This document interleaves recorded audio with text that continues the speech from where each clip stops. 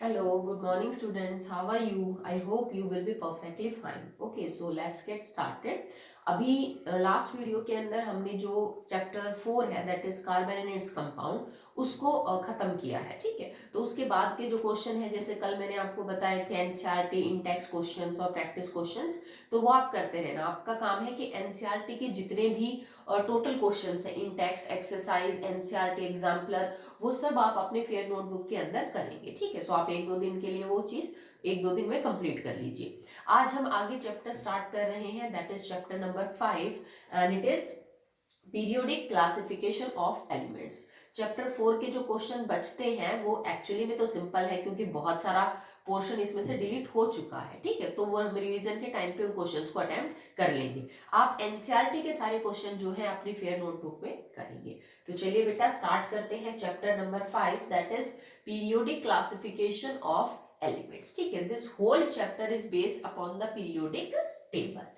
Whole chapter is based upon periodic table and it is so important that the a single branch of chemistry जिसको हम inorganic chemistry बोलते हैं, chemistry को 3 parts में divide कर देंगे आगे, इनऑर्गेनिक फिजिकल ऑर्गेनिक। तो ऑर्गेनिक तो हमने पढ़ ही ली, सारी कार्बन के बारे में है। इनऑर्गेनिक जो भी है वो आपके रेस्ट ऑफ जो एलिमेंट बच गए पूरी पीरियोडिक टेबल के अंदर, ठीक है, वो उसके ऊपर डिपेंड करती है। और पता नहीं लोगों की कितनी ज्यादा मेहनत है इस चीज को बनाने में। ये एक टेबल है जिसको आपको याद करने में भी बहुत ज्यादा दिक्कत नहीं आएगी, पर ये जो चीज बनाई गई है इसके पीछे बेटा बहुत ज्यादा क्या है, एफर्ट्स है। पीरियोडिक का मतलब होता है जब कोई चीज रेगुलरली हो रही हो।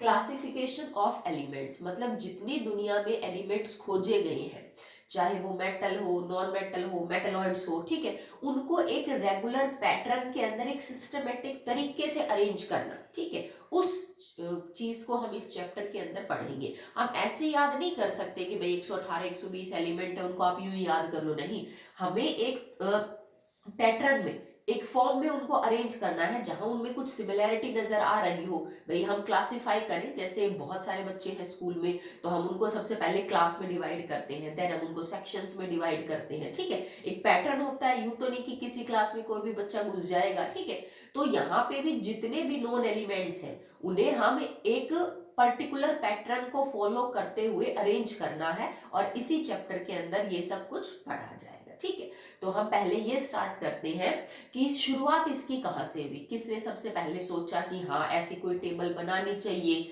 जिसमें आज तक के खोजे हुए जो भी एलिमेंट है उनको हम एक सिस्टमेटिक मैनर के अंदर रखें। तो फर्स्ट टॉपिक रहेगा बेटा हिस्टोरिकल डेवलपमेंट।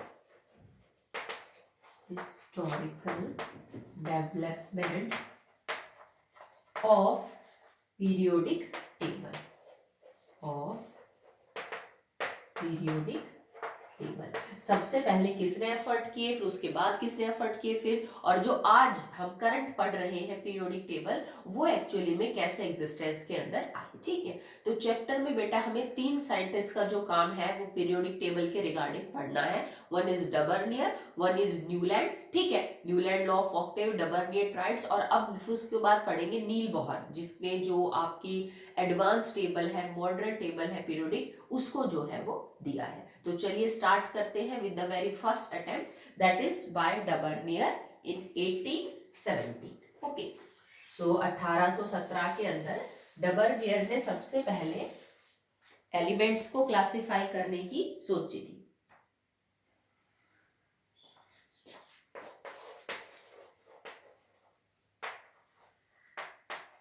डबर्नियर्स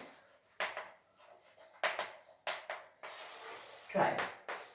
ठीक है, तो first attempt was by Dobereiner, he was a German scientist Johann Wolfgang Dobereiner. 1817 के अंदर इसने जितने भी एलिमेंट्स उस टाइम तक नोन थे उनको एक ट्राइड सिस्टम के अंदर जो है वो कवर अप करने की कोशिश की। ट्राइड सिस्टम मतलब बेटा फॉर 3, 3 के लिए, कि 3 एलिमेंट के उसने कुछ सेट बनाए, मतलब जितने भी उस टाइम पे अवेलेबल एलिमेंट थे उन सबको थोड़ा पढ़ के समझ के उसने मौजूद जो एलिमेंट थे उनके 3 के जोड़े बना दिए। जैसे हम पेयर बना देते हैं ना, ये 2 एक पेयर हो गया, ये 2 एक पेयर हो गया। ठीक है, तो 3 के सेट बना दिए उसने, और वो जो 3 का सेट था उसको उसने क्या नाम दे दिया, दैट इज ट्राइड। और उसने इस ट्राइड को बनाते वक्त ये ध्यान रखा, जैसे मान लीजिए 3 एलिमेंट है ए, बी और सी, उन तीनों को इसने अरेंज किया इन इंक्रीजिंग एटॉमिक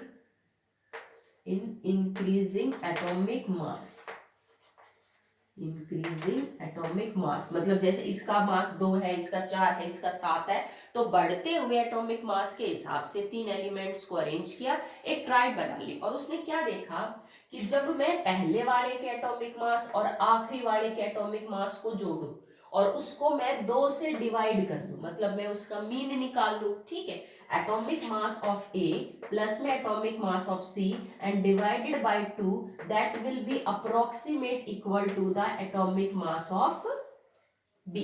ठीक है, जो भी 3-3 के सेट उसने बनाए, तो ए और सी का जो एटॉमिक मास है, अगर उसको 2 से भाग कर दिया जाए, उसका मीन निकाला जाए, तो वो जो मास है वो लगभग, थोड़ा बहुत वेरी कर सकता है, लगभग बी के एटॉमिक मास के बराबर आएगा। ठीक है, और उसने ये नोटिस किया कि भाई इनमें सिमिलैरिटीज भी नजर आ रही है। ऐसी ट्राइड वो जो बना रहा था, उनके अंदर प्रॉपर्टीज के अंदर सिमिलैरिटीज भी नजर आ रही थी। ठीक है, सो डबर्नियर ने ट्राइड का सिस्टम सबसे पहले सोचा बनाने का कि हम ऐसे अरेंज कर सकते हैं हर एलिमेंट को 3-3 के जोड़े में। ठीक है, और उसके बाद इनकी कुछ इस तरह से अरेंजमेंट हो कि बढ़ता हुआ एटॉमिक मास हो और पहले और आखिरी वाले के एटॉमिक मास का मीन बीच के एटॉमिक मास वाले के क्या हो बेटा, अप्रोक्सीमेटली बराबर हो। ठीक है, तो ये सक्सेसफुली 3 ट्राइड्स बना पाया था। तो उन तीनों ही ट्राइड्स को हम डिस्कस करेंगे 1 बाय 1 कि पहली कौन सी सही थी, दूसरी, तीसरी। सब एलिमेंट्स को अरेंज नहीं कर पाया था ऐसे, पर जो कर पाया था उनके बारे में बात करते हैं। ठीक है, तो first is for alkali metals. पहली जो ट्राइड थी बेटा इसकी वो थी एल्कली मेटल्स। ठीक है, एल्कली मेटल्स क्या होते हैं आपको चैप्टर में आगे समझ में आएगा। कुछ कॉमन एलिमेंट्स को हमने नाम दे दिया है, दैट इज एल्कली मेटल्स। ठीक है, जैसे गिने चुने कुछ एलिमेंट है, मैं आपको बता ही देती हूँ, just like lithium, sodium, potassium, rubidium, caesium and francium. ठीक है, तो ये कुछ सेलेक्टेड एलिमेंट्स हैं, lithium, sodium, potassium, rubidium, caesium and francium. In elements को कंबाइंडली जो है वो क्या बोला जाता है बेटा, एल्कली मेटल्स। ठीक है, तो क्या क्या उसने जो पहली ट्राइड बनाई उसमें एल्कली मेटल्स को लिया, और कौन से एल्कली मेटल्स को लिया, ये वाले एल्कली मेटल्स को। ठीक है, उसने जो लिथियम, सोडियम, पोटेशियम है, ये एल्कली मेटल्स यूज किए। और क्योंकि लिथियम से ज्यादा एटॉमिक मास सोडियम का, सोडियम से ज्यादा पोटेशियम का है, तो उसने ऐसे ही अरेंज किया, लिथियम, सोडियम एंड पोटेशियम। तो लिथियम का एटॉमिक मास कितना होता है बेटा, 7, और पोटेशियम का एटॉमिक मास कितना होता है बेटा, 39। तो उसने इन दोनों को ऐड कर दिया, दैट इज 46, और 46 डिवाइडेड बाय उसने 2 किया, तो आंसर आया 23। तो सोडियम का एटॉमिक मास हमें पता है कितना होता है, 23। तो यहाँ तो उसका एग्जैक्टली आ गया, यहाँ भी हमने हल्का सा राउंड ऑफ कर रखा है, तो आप कह सकते हो कि एग्जैक्टली तो मैच नहीं हो रहा इतना ज्यादा, तो क्योंकि हमने थोड़ा सा राउंड ऑफ किया है, पर अप्रोक्सीमेटली आपका आंसर वही आएगा। तो डबर्नियर ने पहला जो एग्जांपल सेट किया कि देखो यहाँ बात सही साबित हो रही है, वो एल्कली मेटल्स के 3 एलिमेंट उठाए उसने, lithium, sodium and potassium, arrange them in increasing order of their atomic मास, और लिथियम और पोटेशियम के मास का एवरेज सोडियम के जो मास है उसके क्या आ रहा था बेटा, बराबर आ रहा था। फिर इसने इन तीनों एलिमेंट्स को स्टडी किया, तो इसको एक बात और समझ में आई कि इनमें तो प्रॉपर्टीज में भी सिमिलैरिटीज है इन एलिमेंट में, ये तीनों हाईली रिएक्टिव मेटल्स हैं। ठीक है, लिथियम, सोडियम, पोटेशियम, हमने पढ़ा ना, 3rd चैप्टर था metals and non metal, they are highly reactive. ठीक है, दे आर हाईली इलेक्ट्रोपॉजिटिव, इनमें, ठीक है, इनमें बहुत अच्छी टेंडेंसी है टू लूज इलेक्ट्रॉन, ये बहुत अच्छा ऑक्सीडेशन शो करते हैं, बहुत ज्यादा क्या है, रिएक्टिव है। ठीक है, इनके अंदर सबकी जो ऑक्सीडेशन स्टेट है वो +1 है, इस पे भी +1, इस पे भी +1, इस पे भी +1, मगर मतलब अगर ये कोई कंपाउंड बनाएंगे तो they will all form there compound in the +1 oxidation state. सब बहुत जल्दी ऑक्सीजन के साथ रिएक्ट करके ऑक्साइड बना लेते हैं, पानी के साथ हाइड्रोक्साइड बना लेते हैं। They all react with the like acid to liberate hydrogen. तो इनमें बहुत सारी प्रॉपर्टीज सिमिलर मिली कि ये तो सारे ही एक जैसे दिख रहे हैं प्रॉपर्टीज के अंदर, ठीक है। तो उसने बोला कि इन तीनों एलिमेंट्स की प्रॉपर्टीज भी मैच कर रही है और इनके फर्स्ट और लास्ट एलिमेंट का जो मास है वो बीच वाला का जो मास है उसको एवरेज के बराबर उसका आ रहा है, ठीक है। तो this is the first triad that was illustrated by Dobereiner. Now we are moving on the second triad.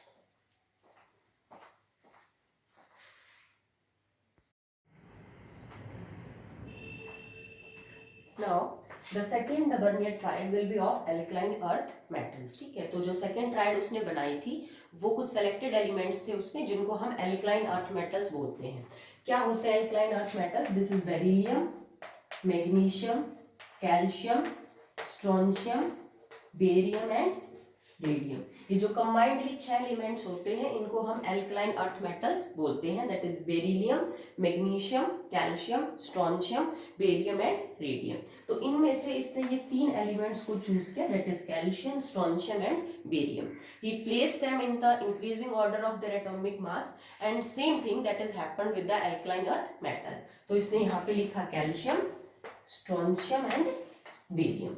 इन सब का एटॉमिक मास इसने जोड़ा, द कैल्शियम एंड बेरियम का एटॉमिक मास इसने जोड़ा और उसके बाद उसका एवरेज निकाला, तो that comes out to be equal to with the strontium, ठीक है। जैसे कैल्शियम का दैट इज 40.1, 137.3।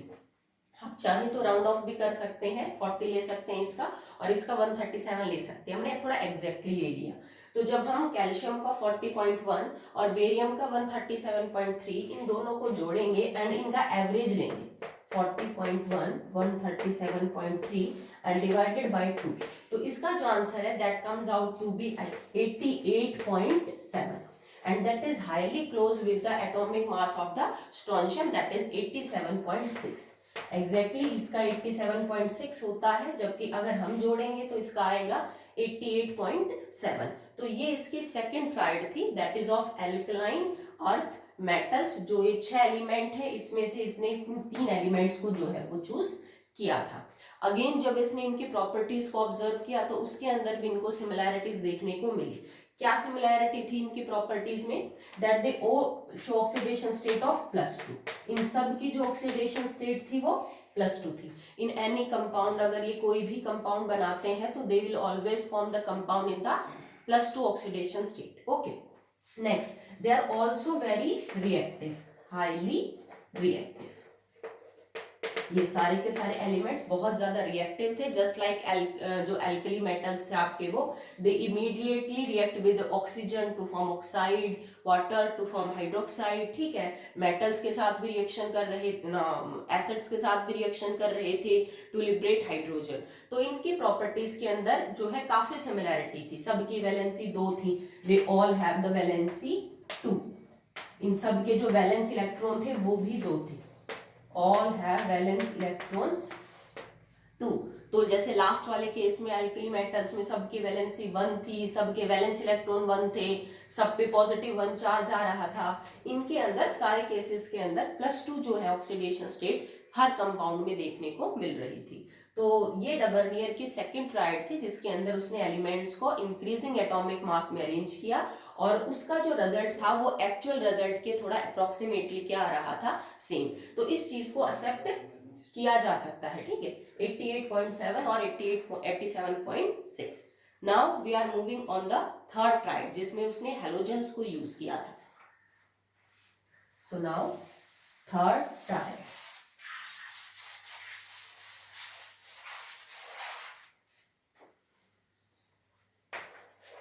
Halogen family.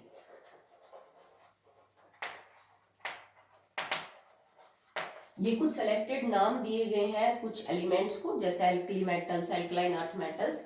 तो हेलोजन फैमिली के अंदर कौन कौन से एलिमेंट होते हैं?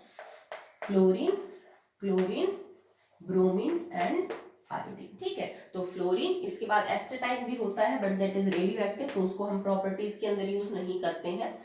Fluorine, chlorine, bromine, iodine and astatine.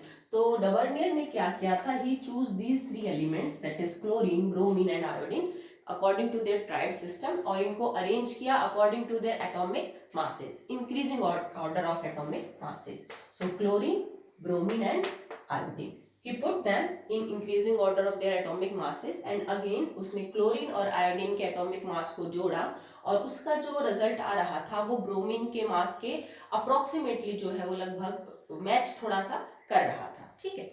Just like उसने इसको आप 127 ले सकते हैं, दैट इज 35.5 एग्जैक्टली। जैसे आप चाहे तो 126.9 भी लिया जा सकता है इसका, बट आप राउंड ऑफ करके 127 ले सकते हैं एंड दिस इज 35.5। तो आप इन दोनों को ऐड करेंगे 35.5 प्लस में 127 एंड डिवाइडेड बाय 2। तो जो ब्रोमीन का एटॉमिक मास आएगा निकल के बेटा दैट विल बी 81.2 और वो 80 के आसपास होता है एग्जैक्टली। इसका होता है 80 79.9 और हमारा यहाँ से रिजल्ट आएगा 81.2 समथिंग, मतलब थोड़ा सा पास ही है, इतना बहुत तो इग्नोर किया जा सकता है। तो ये थर्ड ट्रायड थी डबर्नियर की जिसने उसने सक्सेसफुली एक्सप्लेन किया अपने पॉइंट ऑफ व्यू को in alkali metals, in alkaline earth metals and in halogen family. वो अपने पॉइंट को प्रूव कर पाया कि यहाँ प्रॉपर्टीज में भी सिमिलैरिटीज हैं और इनके जो मास का कॉन्सेप्ट है वो भी एक्सप्लेन हो रहा है। अगर इनकी प्रॉपर्टीज की बात करें सो दे ऑल कैरी -1 चार्ज। इन सब के अंदर जो चार्ज होता है बेटा कंपाउंड में वो -1 होता है। इन सब की वैलेंसी 1 होती है, they all have the valency 1, ठीक है। आपको पता भी है क्लोरीन का अगर मैं लिखूं configuration that will B 2 8 and 7, तो 8 माइनस में 7 1, सबकी जो वैलेंसी है वो कितनी होती है 1 होती है, ठीक है। सारे के सारे -1 ऑक्सीडेशन स्टेट शो करेंगे। जब आप इनके किसी भी कंपाउंड को चेक करेंगे काफी ज्यादा क्या होते हैं रिएक्टिव होते हैं। सबके वैलेंस इलेक्ट्रॉन कितने मिलेंगे आपको 7, ठीक है। चाहे आप फ्लोरीन ले लो, चाहे क्लोरीन, ब्रोमीन, आयोडीन, इन सब के वैलेंस इलेक्ट्रॉन कितने मिलेंगे आपको 7 मिलेंगे। तो तीन चीजों को, तीन ट्राइड्स को तो ये सक्सेसफुली एक्सप्लेन कर पाया।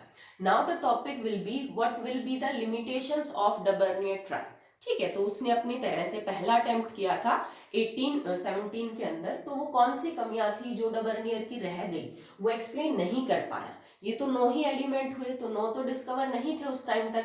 जो बचे हुए एलिमेंट्स थे उनको वो सक्सेसफुली इन ट्राइड्स के अंदर अरेंज नहीं कर पाया। तो अब हम वही पढ़ेंगे, what are the limitations of Dobereiner tried.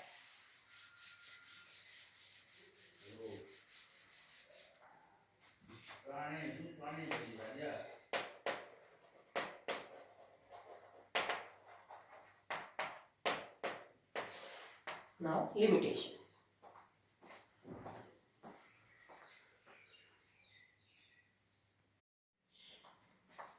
So now limitations. So limitations के अंदर बेटा एक ट्राइड था जिसको ये समझा नहीं पाया, that is nitrogen, phosphorus and arsenic, ठीक है। सो नाइट्रोजन, फॉस्फोरस और आर्सेनिक को जब increasing order of their atomic मास में अरेंज किया गया तो उसके जो रिजल्ट थे वो सही नहीं आ रहे थे। जैसे नाइट्रोजन का हो जाएगा बेटा 14, ठीक है। आर्सेनिक का आपको मिलेगा 74.9, ओके। और एग्जैक्टली अगर आप बात करें जैसे फॉस्फोरस की तो दैट विल बी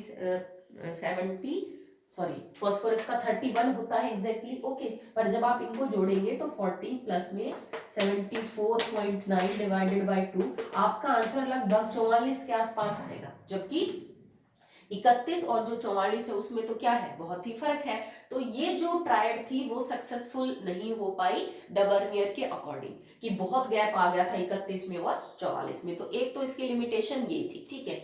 उसके बाद दूसरी इसकी लिमिटेशन ये थी बेटा कि ये प्रॉपर्टीज को बहुत अच्छे से एक्सप्लेन नहीं कर पाया, उनका कोई रेगुलर पैटर्न, कोई रेगुलर रिपीटिशन नहीं समझा पाया कि कब प्रॉपर्टीज एलिमेंट की सेम हो रही है, कब डिफरेंट। तो मतलब बहुत अच्छा रिलेशनशिप नहीं बता पाया एटॉमिक मास के बीच में, ट्राइड्स के बीच में और प्रॉपर्टीज के बीच में, okay. So that will be all in the Dobereiner triad, the first attempt that was made in terms of making a table that will be systematic and easy to remember, okay बेटा।